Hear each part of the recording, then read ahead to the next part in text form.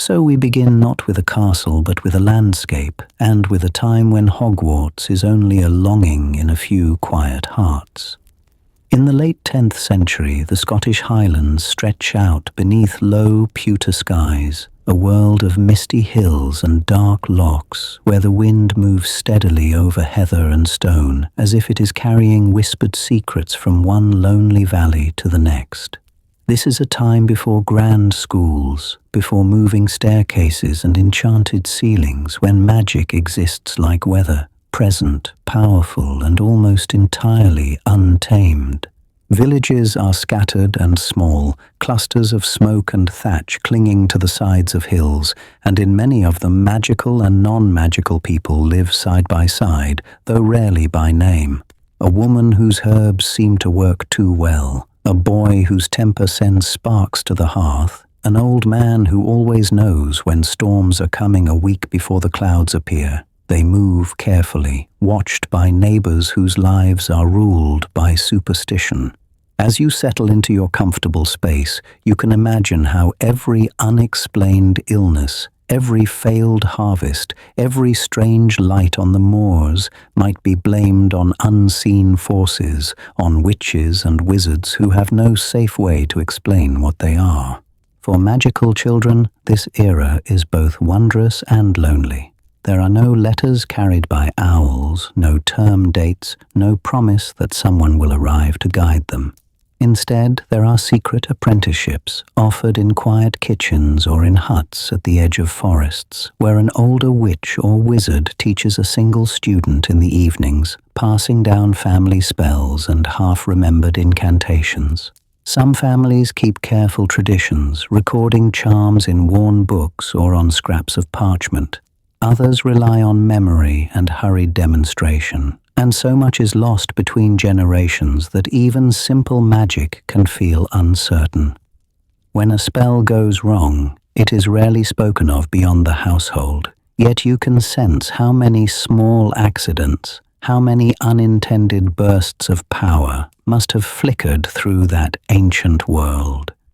Magic in this time feels like the wind over the moors, wandering and restless, belonging to no one place and obeying no shared rules. Every village has a different way of naming it, every mentor a different theory of how it should be shaped, and without common practice or careful study, even the most gifted witches and wizards are forever testing, adjusting, hoping. Every era holds its own magic, but here that magic is scattered like stars seen through breaking clouds. Can you feel how uneasy that would be, to hold such power and never be entirely sure whether it will heal or harm or simply fail? It is in this quiet unease that the first thoughts of a school begin to form, not yet as blueprints or stone, but as a shared dream among a few who are tired of seeing talent wasted and children frightened of themselves. Some imagine a protected valley, others a tower above the mist, a place where magical learning might be gathered and guarded, where knowledge would not vanish when a single teacher dies or a single family line ends. These are still only stories waiting to be told, yet they carry a simple, steady idea. If magic can be brought together, perhaps it can be made safer, kinder, more reliable. Welcome, dear listener, to the moment before Hogwarts, when the need for structure is already shaping its unseen foundations. The castle that will rise from these hills will not be random. It will be a response, a promise that wild power can be trained without being broken. Let the gentle flow of this thought carry you forward.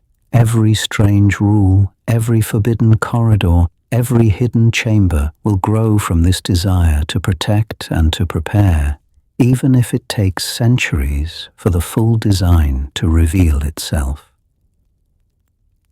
1139. The Land Remembers, choosing the future site of Hogwarts, duration 616. And so, with that promise hanging softly in the air, the question became not only who would teach, but where this new kind of magic should take root. This was a time before maps and ministry decrees, when witches and wizards still walked along deer paths and river banks, letting instinct and old stories guide their steps. And it is here, welcome, dear listener, that the land itself begins to enter the history of Hogwarts. Far in the north, beyond settled fields and tidy villages, they found a valley that felt as though it had been waiting. A deep, cold lake lay at its heart, dark as polished obsidian, its surface often still, yet threaded with faint, silvery glimmers of ancient, unclaimed magic that rose like mist at dawn. Around it, dense forests pressed close, their pines and oaks so old that moss hung from the branches like curtains, while above, craggy cliffs climbed sharply into the sky, catching the wind and breaking it into long, low whistles that sounded almost like whispered words. Scattered on the hillsides were circles of standing stones, weathered and lichen-covered, holding a quiet power that even the founders approached with care. As you settle into your comfortable space, you can imagine how alive that place already was, long before any stone of the castle was raised. In the depths of the lake, pale shapes moved with a patient, watchful grace, Grindylows curling and uncurling their fingers around weeds and rocks, testing the edges of any magic that brushed the water. In the forest, hooves pressed into the leaf-strewn soil as centaurs traced their own constellations, reading patterns in the sky and in the earth. Their presence a reminder that this was not an empty wilderness, but a shared magical world with its own rhythms.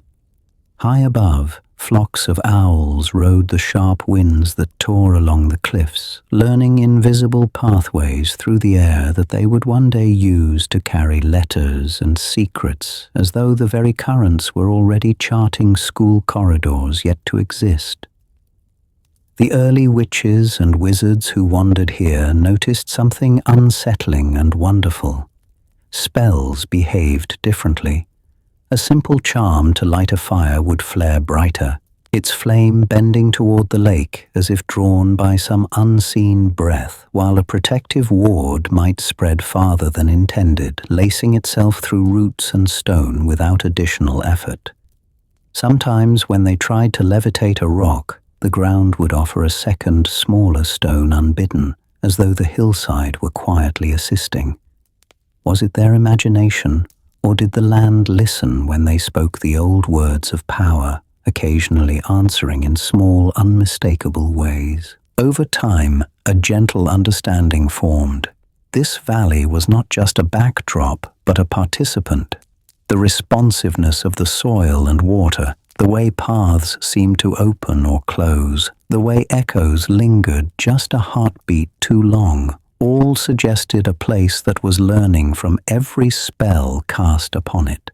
In that slow, accumulating awareness, you can almost feel the first hints of what Hogwarts will later become. A castle where staircases move of their own accord, where rooms appear only when truly needed, where walls seem to have preferences and memories. Every era holds its own magic, and here the magic is not only in wands and words, but in stone and wind and water, quietly weaving themselves into a kind of mind. So when the founders finally choose this site, believing they are imposing order on wild power, another question begins to rise, soft but insistent, beneath the surface of the lake and within the bones of the hills. If the land itself was already choosing, already listening, how much of what we later blame on the founders was truly their design, and how much was the first will of the castle, waiting to reveal what it wanted next? 1755. A world of hidden villages and quiet covenants. Duration 643. So, as you settle into your comfortable space and let the gentle flow of this ancient history carry you onward, the hills around that future castle begin to fade into a wider map, and you are invited to drift across a world where magic is not yet gathered into one great stone spine, but scattered like quiet constellations across the land.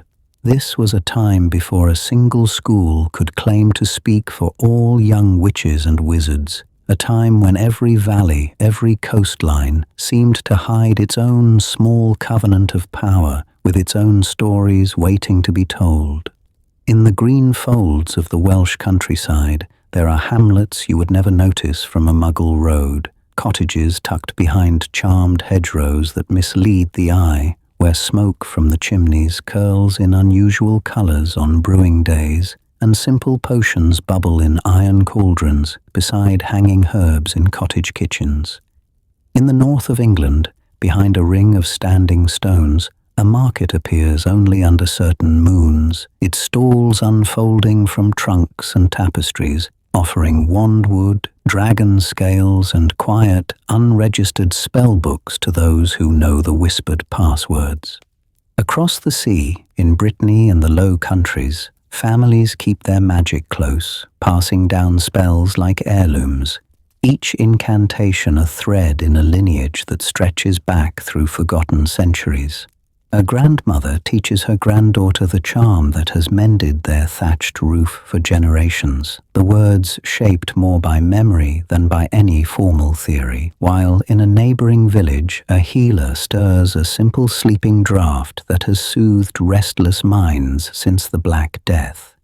Children grow up on tales told by the hearth, tales of legendary witches and wizards who could shape history with a gesture. A Scottish seer whose visions warned of invading armies, a German alchemist whose experiments turned battlefields into fields of wildflowers instead. Magic in this era feels abundant and near the surface, like groundwater you can reach with a shallow well, and though people are cautious, the boundaries between the magical and non-magical worlds are more porous than in Harry's time. There are no international statutes yet, no ministry memoranda, only local customs and private oaths, so a charm to still a storm might be cast openly on a lonely cliff, while a protective ward over a village churchyard goes unnoticed by all but a few. Where Harry's world will be tightly regulated and carefully hidden, this one is loosely woven, full of wild pockets of power that answer only to the people who tend them. Without a central institution, magical politics are just as scattered as the villages themselves. A dispute over a river's fishing rights between two wizarding families in the north can simmer for decades, while, far away in Ireland, three small covens form a fragile alliance to keep a local warlord from exploiting their gifts, and none of them ever hear of one another. There is no single council chamber where decisions are made for all, no shared curriculum to bring young minds together, only apprenticeships and chance encounters, so that a child's future depends entirely on whom they happen to be born near. Every era holds its own magic, but here that magic runs in many narrow streams rather than one wide river. And somewhere beneath all these fragmented loyalties and quiet agreements lies an absence you can almost feel, a missing center of gravity that the land itself seems to be waiting for. When Hogwarts finally rises, it will not simply be a school, it will become the point around which these scattered streams begin to bend, a place where wild magic is invited in, sorted, named and prepared for purposes no one fully understands yet. Once that center exists, the long timeline of wizarding wars will start to curve around it, as if the castle's very presence reshapes history, drawing future conflicts, future heroes, and future secrets inexorably toward its walls. You might wonder then whether the moment of gathering is also the moment when this gentle, scattered world begins to learn the patterns of organized power, and with them the patterns of organized conflict. 2438. Untrained Power. Why the World Quietly Begged for a School. Duration 555. You might wonder, as you settle into your comfortable space, what this world looked like before there was a castle to gather its children, before the 4 names you know became house banners and history lessons. This was a time before timetables and term starts, when magic arrived not as a letter by owl, but as a shiver in the air around a frightened child who did not yet have words for what lived inside them. In that earlier era, a magical childhood was not a path, but a series of surprises, scattered across days of ordinary life, with no clear promise that anyone would explain what was happening. A little girl might sneeze in a smoky cottage and, to her horror, see the thatch above her bloom with sparks and then settle again, singed but intact, while her parents crossed themselves and whispered prayers they half remembered. A boy playing by a river in high summer might feel a rush of fear as he slips on the bank, only to notice that the water beneath him has turned to a cloudy sheet of ice for a heartbeat, then melts away as though nothing had changed at all. Somewhere else, a child scolded too sharply might simply vanish from sight, remaining unseen for hours, hearing their name called in growing panic, unsure whether they have done something terrible or discovered some secret door in the world. Welcome, dear listener, to an era in which there were no school lists, no standardized books of spells, only the quiet hope that someone nearby might understand. Apprenticeship was the closest thing to education, and even that depended on chance, on geography, on whether a village happened to shelter a witch or wizard patient enough to teach. Some fortunate children were taken into homes where a mentor's magic was steady and kind, where they learned to stir cauldrons safely, to channel their power into candles rather than rooftops, to read a handful of ancient texts by firelight. Others were not so fortunate. There were masters who saw in a gifted child only an extra pair of hands, who taught just enough to make chores faster, but kept the deeper secrets locked away. There were lonely hedge wizards who barely understood their own power, passing on muddled half-charms and habits rather than true knowledge. And there were children with no guide at all, whose abilities flickered on and off like will-o'-the-wisps in marshland, admired one day, feared the next. Every era holds its own magic, but this patchwork of teaching and neglect created more than inconvenience. It created a gentle, constant unease that threaded through both magical and non-magical communities.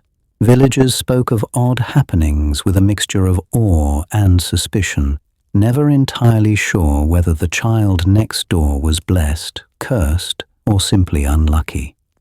Wizards and witches, scattered and unorganized, could feel that their world was fraying at the edges, that accidental fires and frozen rivers and invisible children, while rarely catastrophic, hinted at a deeper danger, power without pattern, without shared language.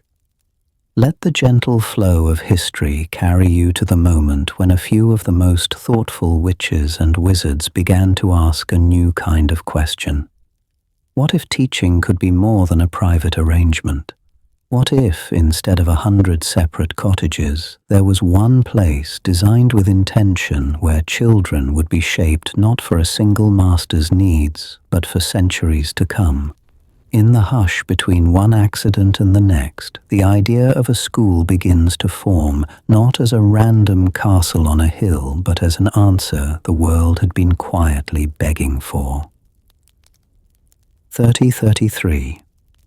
4 paths converge, the founders before they were legends, duration 749.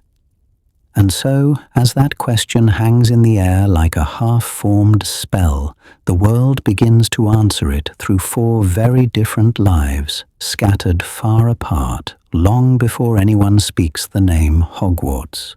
Welcome, dear listener, to the moment where distant paths, shaped by land and lineage and quiet early magic, start to bend toward one another without quite knowing why. In the wild, open country of the West, where winds raced unhindered across heath and hill, a boy named Godric grew up with the sky as his ceiling and danger never very far away. This was a time before the International Statute of Secrecy, when magical folk walked a little more freely, though still with caution, and Godric's childhood was filled with sudden tests of nerve. A wandering creature in the night, a muggle raid on a hidden village, a fire that leapt too high. His magic came in flashes, bright and immediate, answering instinct more than plan, and with each narrow escape he learned to move first and think later, to step between others and harm as if his body were a shield. Long before he imagined a castle, he imagined a place where children could learn to stand firm together, rather than alone in the dark. Further south and east, where the land grew softer and the soil turned rich and dark, Helga was born among fields that seemed to remember every hand that had ever tended them. Her home was a cluster of low halls and warm kitchens, always full, always busy, where magic rose gently from hearths and gardens instead of from duels. As you settle into your comfortable space, you might picture her as a child coaxing stubborn seedlings to sprout with a whispered charm, or stirring great cauldrons of soup that never quite emptied, no matter how many bowls were filled. Her patience was not passive. It was steady, enduring, the kind that waited for shy children to find their words and for frightened ones to trust again. When she heard stories of wild, untrained magic, she did not think first of glory or of danger, but of safety and welcome, of a school that would feel like a long, shared table. Far to the north, in mist-wrapped highlands where stone towers clung to ridges and clouds brushed the rooftops, Rowena Ravenclaw grew up in rooms lined with shelves, and shelves lined with books. The world outside was harsh, with sudden storms and steep, unforgiving paths, but inside her family's keep there were scrolls in ancient tongues, diagrams of stars, and careful notes on spells that bent the mind rather than the body. Her curiosity was a quiet, burning thing. She asked why when others asked how, and she found as much magic in patterns and numbers as in fire and flight. In her private thoughts, the problem of untrained magic became a question of wasted potential. How many brilliant minds would never learn the language of their own power? She dreamed in long, sleepless nights of a school that was less a refuge and more a vast, living library, where every corridor led to another discovery. And in the low, marshy places where fog clung close to the ground and paths disappeared without warning, a boy named Salazar learned a different lesson. His home was a world of reeds and hidden channels, of small, tight-knit families who spoke in low voices because the wrong listener could mean ruin. Magic there was cautious and precise, folded into wards and watchful eyes, and Salazar's early gifts leaned toward secrets, listening charms, subtle protections, serpents who slid through water and grass at his command. Every era holds its own magic, and in his, fear of persecution pressed hard against ambition, teaching him that survival lay in choosing carefully whom to trust. When he imagined a school, he did not see open doors. He saw gates, filters, clever tests that would keep the wrong people out and hone the right ones into something formidable. 4 children, then, growing in 4 different landscapes, each quietly sketching, in thought and in instinct, a different answer to the same question. One imagined courage drilled through practice, another imagined community woven through care, a third imagined understanding sharpened through study, and the last imagined strength preserved through selectivity. None of them knew that their private values would one day become house crests, moving staircases. Even the sorting hats murmured judgments, or that the castle itself would tilt ever so slightly in favor of their old preferences. In the next part of our journey, we will drift more closely beside each of them, watching how a single childhood choice becomes a tradition, how a fleeting fear becomes an ancient rule, and how one hidden chamber, sealed in a moment of doubt, will wait centuries for the exact child it was built to test. 3822. Godric Gryffindor, Firelight, Fields, and the First Idea of a House. Duration 550. And so, as those first choices harden into corridors and common rooms, you drift a little closer to the one whose influence burns brightest in the stone. Godric Gryffindor's story does not begin in a tower or a library, but under a wide, wind-brushed sky, in a homeland of open fields and scattered villages where the horizon feels almost endless and courage is not a grand performance, but a quiet necessity of daily life. This was a time when small communities huddled together against raiders and wandering creatures, when bonfires were both signal and sanctuary, and when training yards were worn into the earth beside modest halls where steel and spell were practiced side by side. Around hearths that glowed late into the night, tales were told of those who stood between danger and the defenseless, and in those whispered stories you can almost see the first outline of a lion, patient and watchful in the firelight, waiting to step forward when fear threatened to take hold. In that world of flickering torches and open skies, Godric's magic arrived not as idle sparks of curiosity, but as sudden fierce flares whenever someone else was at risk. As you settle into your comfortable space, you might picture a boy who discovers his power not by levitating toys, but by throwing up a shimmering shield when a cart horse bolts, or by sending a burst of red light to drive off a lurking creature that has strayed too close to the village edge. His childhood duels were not for sport.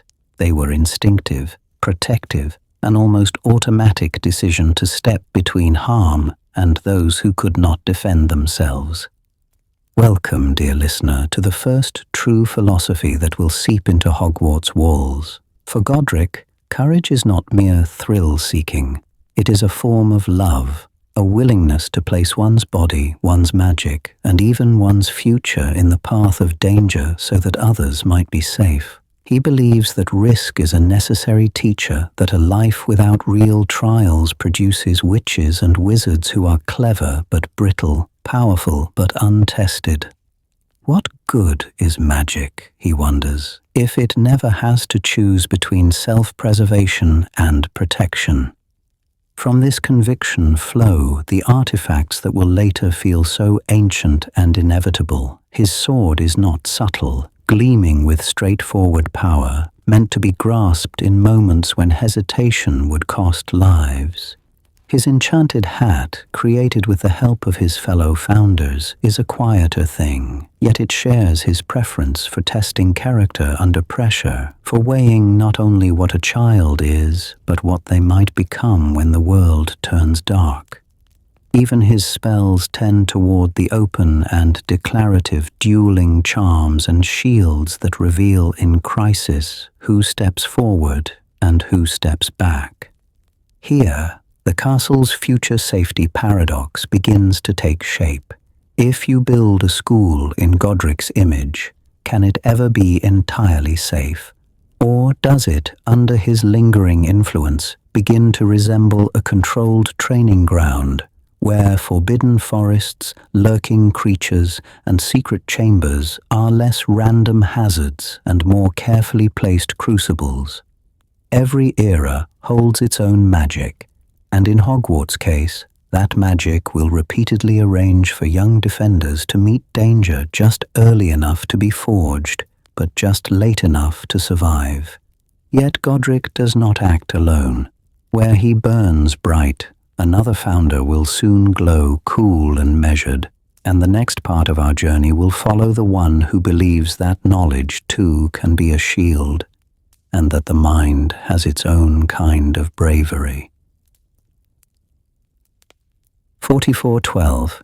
Helga Hufflepuff, Hearth Magic and the Hidden Backbone of the Castle. Duration 625. Where he burns bright, she will glow warm and steady, and as you settle into your comfortable space, You can let the gentle flow of the story carry you from the clang of Godric's sword to the quiet clink of Helga's cooking pots. From the rolling valleys of what will one day be called Wales, Helga Hufflepuff's world is one of gentle hills and low stone walls, of well-tended farms and village hearths, where magic is not shouted in duels, but stirred softly into stews and woven into blankets against the cold. This is a time when most wizards prove their power with displays of force, yet in Helga's homeland, magic curls like steam from a kettle, subtle and constant, settling into bread that never burns, herbs that soothe fevers, and doorways that always seem to open just when tired hands reach them. As a child, Helga's gifts appear not in blazing sparks, but in small, persistent miracles. Cabbages that swell plump and green beneath her fingers, milk that stretches to fill one more cup, and a calm that settles over other children when their wild, early spells threaten to crack the crockery. Have you noticed how often the most enduring magic in this world begins as something almost too humble to remark upon?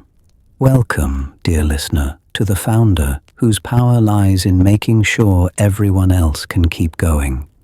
Helga grows up believing, with a conviction as solid as the stones of her valley, that every magical child deserves a place at the table, that loyalty and steady work matter as much as brilliance or daring, and that the strength of any community rests on the quiet, unseen labor that allows its heroes to sleep, to eat, and to heal.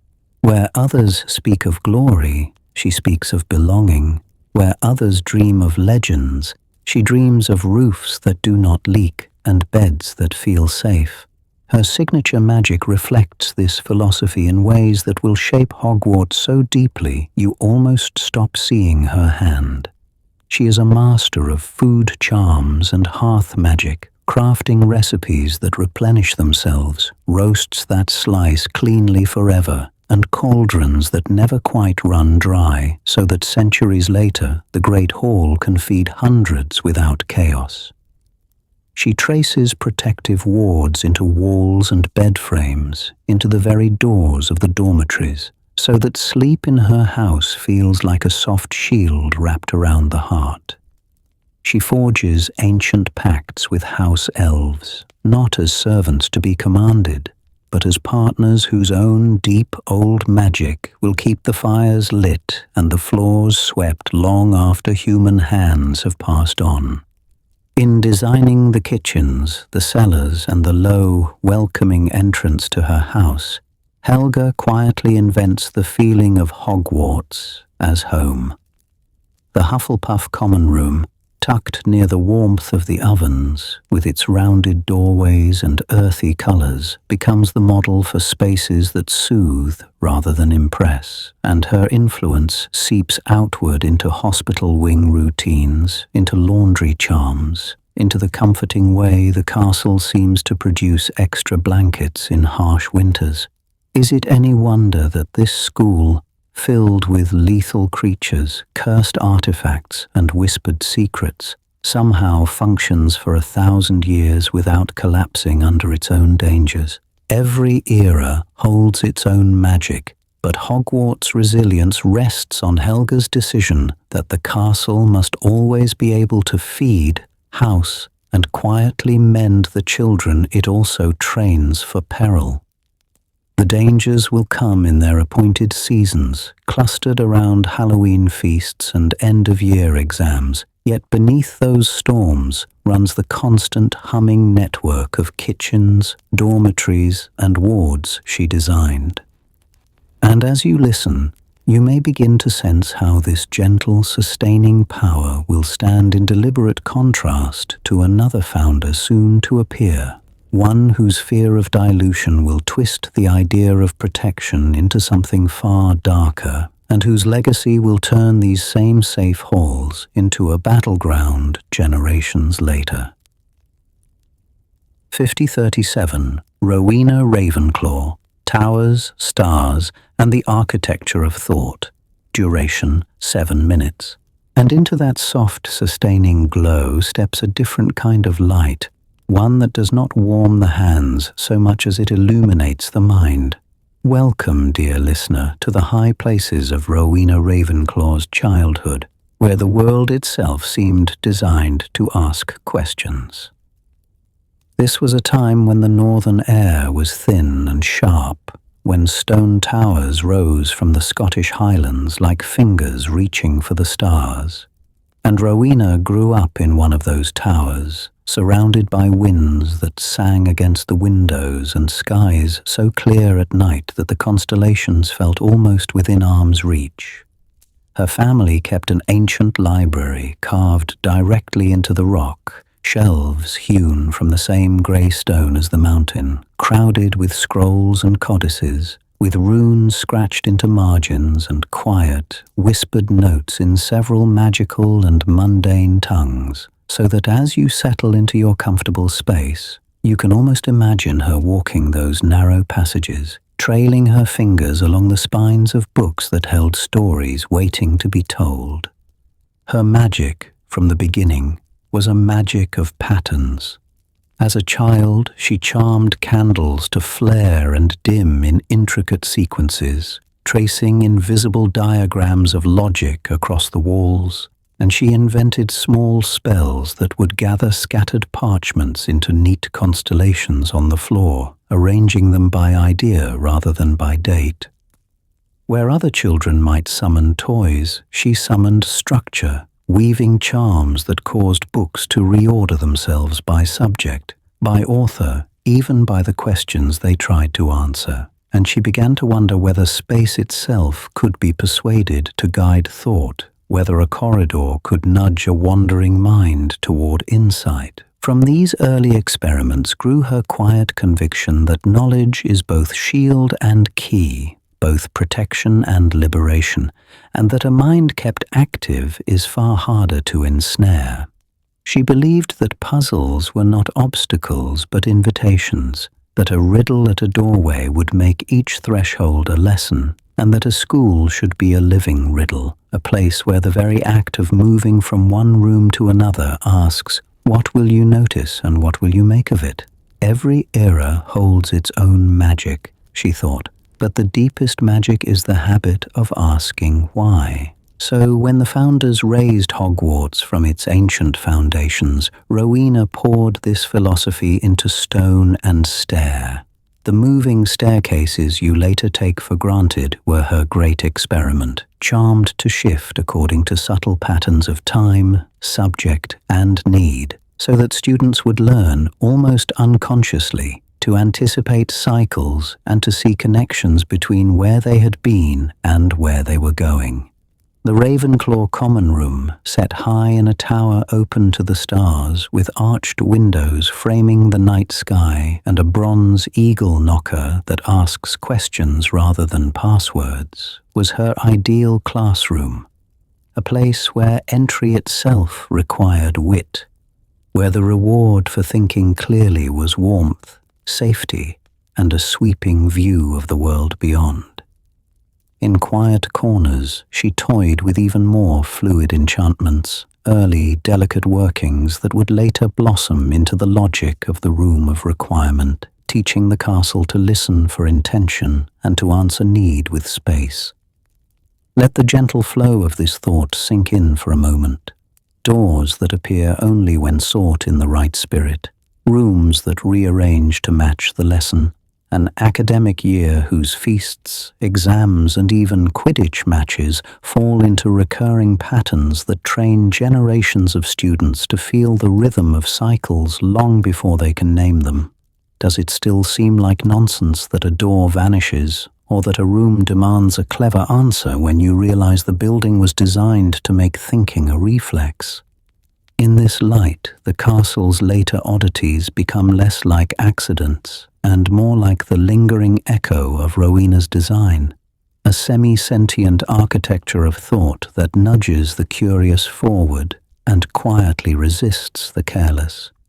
Yet, as powerful as this gentle guidance might be, Another founder will soon twist the idea of a hidden room and a selective threshold into something far more dangerous. And the next chapter of Hogwarts history will show how a school built to sharpen minds can also be used to divide them. 5737 Salazar Slytherin, Marsh's Secrets and the Shadow Curriculum, duration 703. Welcome, dear listener. As you settle into your comfortable space, let the gentle flow of this next chapter carry you away from the bright towers of Ravenclaw's reason and down into a different landscape entirely, one where the ground itself seems to whisper warnings. This was a time when the young Salazar Slytherin walked not among highland peaks, but through low, mist-laden marshes where every step could hide soft earth, a sudden drop, or an unseen stream running black beneath the reeds. His homeland was a world of half-seen horizons and veiled distances, an ancient tangle of bog and underground water where paths shifted with the seasons, and only those who learned to read the land survived. The air hung heavy with mist, muffling sound, so that danger rarely announced itself with a shout, but arrived instead as a quiet ripple in the water or a faint shiver in the rushes at the edge of your vision. In such a place, caution was not a temperament but a necessity, and secrecy was as natural as breathing. Salazar's childhood magic grew out of this landscape, shaped by the need to sense what could not be clearly seen.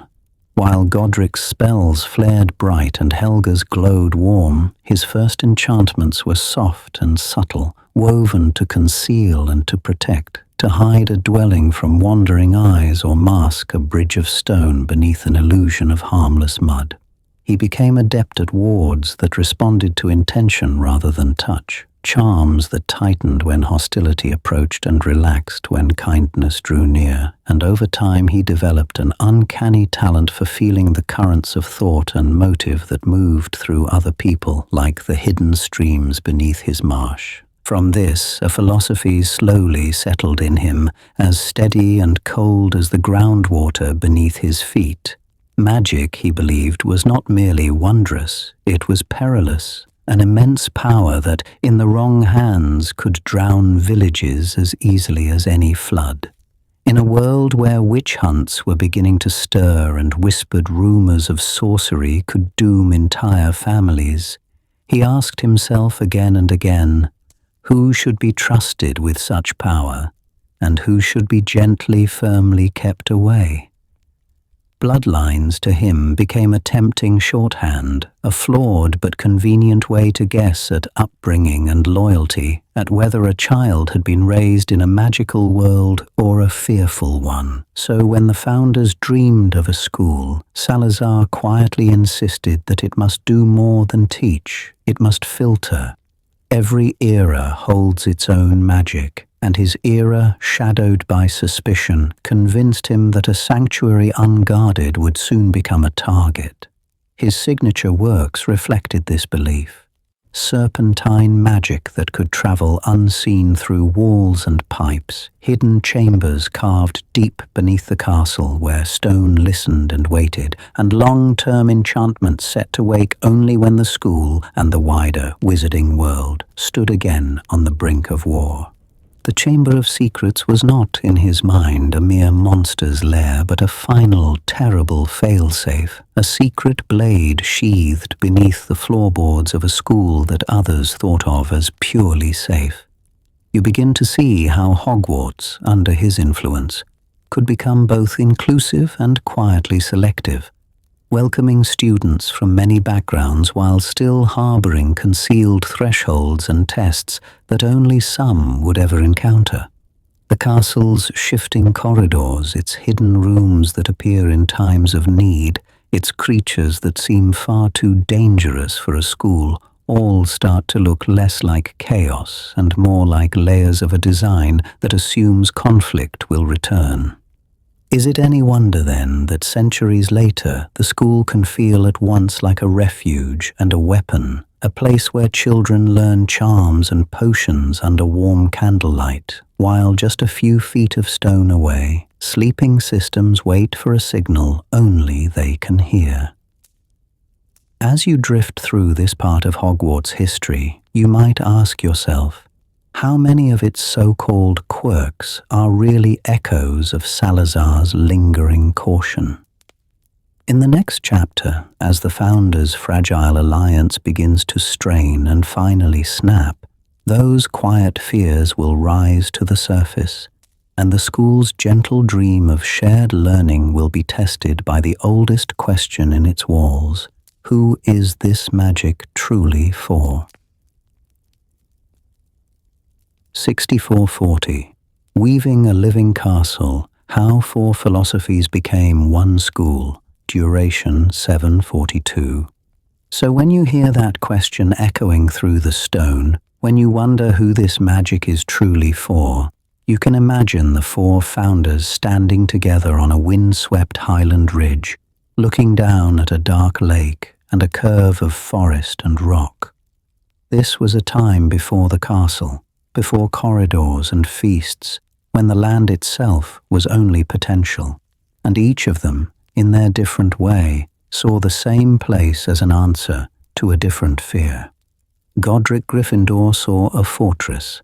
In the steep cliffs and natural ravines, he imagined battlements and watchtowers, walls that could blaze with defensive magic, a stronghold where young witches and wizards could be trained to stand at the very front of any coming storm. Helga Hufflepuff, standing beside him, saw a home, a warm, bustling refuge, tucked safely between mountain and lake, with kitchens humming, greenhouses glowing, and dormitories where no child would be left out in the cold. Rowena Ravenclaw gazed over the mist and saw a library made of stone and air, a place of high towers and quiet chambers where thought itself could climb, where knowledge could gather like clouds. And Salazar Slytherin, looking into the dark water and the hidden caves beneath, saw a labyrinth, a network of secret ways and concealed chambers, a place perfectly suited to subtle magic, quiet preparation, and power that did not need to announce itself. From these four visions, the houses emerge, not as a gentle personality quiz, but as training tracks in an ancient, careful design. Gryffindor's courage is meant for the front line, for duelists and defenders who will one day stand between the magical world and its enemies. Hufflepuff's loyalty and patience are shaped into healers, farmers, craftsmen, and the quiet keepers of infrastructure, those who hold a society together when others chase glory. Ravenclaw's intellect is refined into strategists, researchers, and theorists, the minds that plan what others will enact. And Slytherin's ambition and cunning are guided toward covert operations and leadership, toward negotiators, spies, and those who can move through the shadows of politics. In this light, you begin to see that every sorting is a deployment, every house table a different wing of the same long campaign. To fix this system in place, they take something simple: Godric's battered familiar hat. Around a fire in those early years, the four of them weave their magic into it, each layering charms and enchantments, each pouring in their hopes and their very particular fears. The result is the sorting hat, an apparently whimsical object that is, in truth, a 1,000-year-old algorithm, quietly deciding which children are allowed to matter in which ways and which talents will be encouraged or quietly starved. As you settle into your comfortable space, you can almost hear its songs as coded messages, reminding staff and students alike of the roles they are expected to play. The curriculum grows around this framework. Defense against the dark arts and later dueling clubs echo Godric's urgency, training reflexes and raw courage. Herbology, care of magical creatures and the steady work of potions reflect Helga's nurturing care, her belief that magic should heal and sustain. Arithmancy, ancient runes, and the more abstract branches of charms and transfiguration embody Rowena's rigorous theory, proving that every spell belongs to a larger pattern. And in the shadows of the restricted section, in the art of occlumency, in the unspoken lessons of politics and pure-blood etiquette, you can feel Salazar's influence, the subtle magic of secrecy and long plans. All of this is housed in a building that refuses to stay still. Staircases move, doors appear and vanish. Rooms like the Room of Requirement respond to need rather than request, so that the castle itself becomes part of the training, constantly testing where you go, whom you follow, and how you adapt. Is a reckless Gryffindor rewarded with a shortcut, while a cautious Slytherin finds a hidden passage that proves their instincts correct? Does a lost Hufflepuff stumble into a kitchen, learning that help often waits just beyond an unnoticed door? Every era holds its own magic, but Hogwarts magic is also a quiet examination, a gentle, relentless shaping of choice. Welcome, dear listener, to the realization that once this system is in place, Hogwarts stops being merely a school and becomes a project that outlives its makers, a machine for producing certain kinds of witches and wizards, century after century, adjusting but never truly breaking its original pattern. As you let the gentle flow of this history carry you forward, you might begin to wonder, what happens when one of the four philosophies tries to seize the whole machine for itself, and what buried safeguards, written into stone and spell, will awaken when that balance finally breaks? 72-22. The first students learning to breathe inside a war machine. Duration 613. That balance, once set, needed test subjects, and so, in the first soft years after the castle rose from Rocken River, the boats began to cross the Black Lake. This was a time before legends, when there were no house banners heavy with centuries of dust, only nervous, wide-eyed children clutching their cloaks as the water lapped quietly against the hulls, and the silhouette of Hogwarts grew larger, candle-lit windows pricking the mist like watchful eyes. Welcome, dear listener, to those first arrivals, when you can almost feel the castle's attention settling, curious and intent, upon each small figure stepping onto the shore. They walk between towering doors into halls that smell of beeswax and stone, their footsteps echoing in spaces that are still learning the sound of laughter. And as you settle into your comfortable space, you might imagine the way the ancient magic woven into the walls listens, weighs, and remembers, as if every heartbeat is another note in a song the building is composing about them. In that great hall, before there were elaborate traditions, there was simply a patched, rather ordinary hat placed with almost comical care upon each child's head. Yet inside, the voice is not comical at all, but low and thoughtful, whispering private questions and gentle suggestions, nudging one mind toward bravery, another toward quiet diligence, another toward restless curiosity, another toward a cool, assessing ambition. A shy girl who might have hidden her power finds herself among Gryffindors who cheer too loudly but teach her to speak. A boy who fears he is not clever enough discovers in Hufflepuff that patience is its own kind of strength. Already, friendships are being braided along lines the children do not yet see, futures tilted by an ancient conversation between hat and castle. Their first classes seem simple, almost playful. In small, bright rooms, they learn to make feathers twitch and candles flare, their wands tracing hesitant arcs as sparks fall like fireflies. In the cool hush of the dungeons, they stir basic potions that steam gently, teaching them to respect heat, measurement, and the quiet power of ingredients combined. Outside, in greenhouses that glow faintly in the morning light, herbology lessons introduce them to plants that nip, hum, or sigh, while in padded chambers, early dueling exercises are little more than choreographed dances, teaching balance, reaction, and how to fall without fear. The castle, through its teachers, is showing them how to move safely through its magic, as if it were teaching them to breathe underwater before the sea grows rough.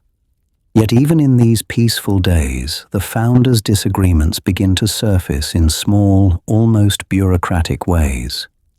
Rowena argues for teaching complex theory early, believing that understanding lessens danger, while Godric insists that courage must be practiced, not merely defined. Helga quietly adds extra remedial sessions for those who struggle, expanding admission to children of uncertain background, even as Salazar pushes for stricter lineage checks at the gates. Discipline debates unfold in whispered staff meetings. Should a reckless spell earn a stern lecture, or a weak assisting in the infirmary, learning the consequences of carelessness? Policies are compromises, not yet fractures, but you can sense the tension beneath the unity. If you listen closely to this era, you may notice that even the games are rehearsals. A mock duel that ends in giggles is still a lesson in shielding. A midnight escort back from the greenhouses past the edge of the forest is still an exercise in walking near danger without stepping into it.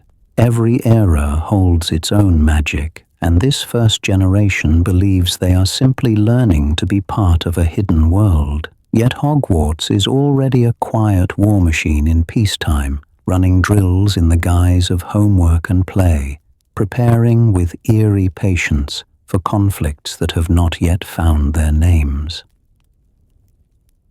7835. The first fracture, Salazar's departure, and the chamber that waits. Duration 518. From here, as you settle into your comfortable space, the drills and games of that first generation begin to blur into routine, and in that softening of daily noise, another pattern emerges, quieter and far more enduring. It does not arrive as shouting in the great hall or wands drawn in fury, but as a series of conversations held in doorways and along shadowed corridors, in study rooms where candles burn low and voices fall to a thoughtful murmur. Salazar Slytherin does not rage. Instead, he asks questions. Who is allowed to learn this magic? What happens when those with no magical upbringing, no family ties, carry Hogwarts secrets back into a suspicious world? Again and again, over many seasons, he raises the same concern in different words, while Godric counters with stories of courage, Rowena with reasoned arguments about knowledge, and Helga with gentle insistence that talent may bloom in any child. Where he sees risk, they see possibility. Where he feels the cold edge of danger, they feel the warm promise of inclusion. Welcome, dear listener, to one of the first true fractures in Hogwarts history, so soft and gradual that most students never notice it at all. Salazar watches Muggle-born children mastering defensive spells, brewing potent drafts, learning wards that could shield entire villages, and a single idea begins to crystallize. The school is arming not only the next guardians of the magical world, but potentially its future enemies. If the tides of time turn, if fear and resentment grow beyond these walls, will Hogwarts have given its own hunters the tools they need? In his mind, some counterweight must exist, some safeguard that could correct the school's course if it ever strays too far from what he believes is safe. Not a daily rule or a changing policy which time can easily erode, but something deeper, older, woven into the very stone. And so, beneath the castle that all four raise together, he begins a separate work, one that none of the others fully see. You can imagine the tunnels first, carved in secrecy below foundations that are themselves still young, their walls lined with ancient stone etched in a language older than the Sorting Hat's songs. There are chambers within chambers, vault-like spaces where sound dies quickly, and long passageways that coil like sleeping serpents under the lake. At the heart of it, Salazar binds a creature of terrible power, a basilisk whose eyes must remain shut, whose life is tethered to the castle, whose awakening is sealed behind a single condition. It will sleep until called by a true heir in some far-off era when his bloodline and his fears might meet again. His departure, when it comes, is not a slammed door but a slow closing. He walks the halls one last time, passes students who nod without understanding that they are watching a founder fade into legend, and leaves behind not just a school, but a contingency designed to outlive every face he knows. Every era holds its own magic, yet from this moment onward, Hogwarts carries within its walls a dormant echo of this first conflict, a patient, coiled answer to a question not yet asked. And somewhere in the long river of time, a child will arrive to whisper that answer awake. 8353. As years passed, the castle learns its own patterns. Duration 604. The child who will wake that echo is still far away, and so the castle does something very old magic is good at doing. It waits and it learns. Welcome, dear listener, as you settle into your comfortable space, to a quieter stretch of history, where battles give way to corridors and legends soften into lessons repeated year after year. As years passed, the sharp memory of the founders blurred into tapestries and whispered tales told by older students to younger ones, while the stone itself remembered in a different way, through grooves worn by countless footsteps and the gentle polishing of banisters by nervous hands on the first day of term. Generations arrived trembling at the lake shore, crossed the great hall under a sky of enchanted stars, and then departed years later with trunks a little heavier and hearts a little fuller, leaving behind invisible traces of fear, hope, and laughter that the castle quietly absorbed. In this long middle era, Hogwarts grew more sentient not by sudden bursts of power, but by repetition, by patterns, by the steady accumulation of magical intention. Staircases that had once moved only when commanded began to shift of their own accord at certain hours, steering wandering first years away from forbidden sections, or delaying them just long enough to avoid a patrolling professor. Portraits, which had started as simple likenesses, accumulated decades of conversations, arguments, and confidences, becoming informal historians of the school's changing moods and loyalties. Rooms learned to listen. A bare classroom might, on a rainy evening, provide extra cushions and softer light, while the room of requirement, already a marvel, refined its sensitivity until it could anticipate not only what a witch or wizard needed, but when they were finally ready to admit that need. Around all of this, another kind of enchantment settled, the academic calendar itself, a subtle spell of rhythm and return.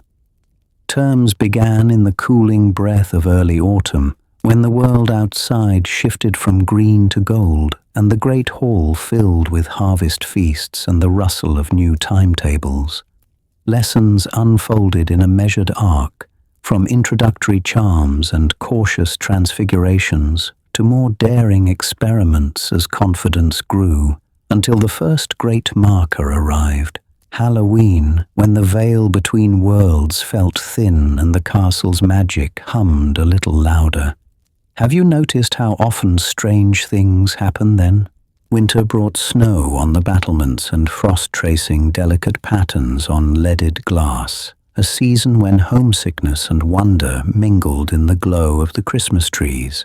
Spring followed with storms that rattled the windows and stirred restless energy in students preparing for exams, their anxieties echoing through the library's aisles as parchment and ink became tools of quiet battle. Finally, summer departures emptied the dormitories and hushed the corridors, giving the castle space to breathe, to reset, to fold the year's memories into its foundations before the cycle began again. Every era holds its own magic, and in these centuries the true spell was repetition, the way Quidditch seasons, Hogsmeade weekends, and exam schedules wove together into a dependable pattern that shaped when magic was taught, tested, and gently stretched to its limits. What seems, in the stories waiting to be told later, like chaos and sudden danger will, when you place it against this steady calendar, begin to look almost ritual, as if the castle and the world beyond are keeping time to the same secret rhythm. Why do crises so often crest near exams, or in the deep midwinter, or under that enchanted Halloween sky? For now, let the gentle flow of years continue, and watch as this quiet pattern deepens, waiting for the moment when one particular generation will press against it hard enough to make it visible. 8957. The Secret Schedule. How the School Year Quietly Controls the Story. Duration 512. So you begin to notice that rhythm, and once you see it, you cannot quite unsee it, because the Hogwarts year itself becomes a kind of spell, cast again and again over different generations, always with the same quiet structure beneath the changing faces. You arrive in early September, as the last warmth of summer lingers over the lake, and the boats glide toward the castle whose windows glow with welcome, dear listener, while the timetables are handed out, the syllabi whispered, and the long corridors learn your footsteps. Autumn settles, and with it comes the slow gathering of power, as lessons deepen, Quidditch practice begins, and the first essays are due, all leading you gently but firmly toward that first great marker, Halloween. This is not just a feast with floating pumpkins and spectral guests. Again and again, it is the moment when danger steps over the threshold, from the troll in the dungeons to the message about the Chamber of Secrets written on cold stone, from the first whispers of Sirius Black within the walls to the goblet of fire flaring a name it should not. Halloween is the test of vigilance, arriving just when you have learned the castle well enough to navigate it in the dark. Then winter draws in, and the castle folds itself around you like a cloak, the world outside fading into snow and distant wars, while inside the fires burn and the pace of work eases for a breath. Christmas at Hogwarts is more than tinsel and enchanted snow. It is the era of revelation, when the mirror of Erist waits in a silent classroom, when Polyjuice brews finally complete, when a gifted firebolt appears, when a phoenix song or a half-remembered prophecy reaches the right ears. As you settle into your comfortable space, you can feel how the school seems to know that in stillness, truths rise to the surface. Spring term begins, and with it a different kind of tension, quieter yet sharper, as essays become revisions and the calendar fills with dates that feel almost ceremonial. It is near exams that the philosopher's stone is truly threatened, that the basilisk is faced, that the third task unfolds, that Umbridge's regime fractures, that the Department of Mysteries calls. Why here at the edge of quills and parchment? Perhaps because by then the students have been trained, their magic honed, their friendships tested until they are ready to stand where adults might falter. At first, this repeating pattern might seem like coincidence, like the untidy clustering of events in a story. But when you let the gentle flow of years line up in your mind, a different picture emerges. The staff, and perhaps the castle itself, appear to allow crises to crest only when a cohort is most prepared, turning the academic year into a deliberate training arc where each autumn awakens, each winter reveals, each spring confronts, and each summer releases. Every era holds its own magic, yet the schedule endures until Hogwarts begins to look less like a dangerously unpredictable school and more like an ancient, carefully timed lesson plan, whose true purpose only becomes clear when you ask what, exactly, it has been preparing its students to face next. 9509. The castle wakes, moving staircases and biased corridors,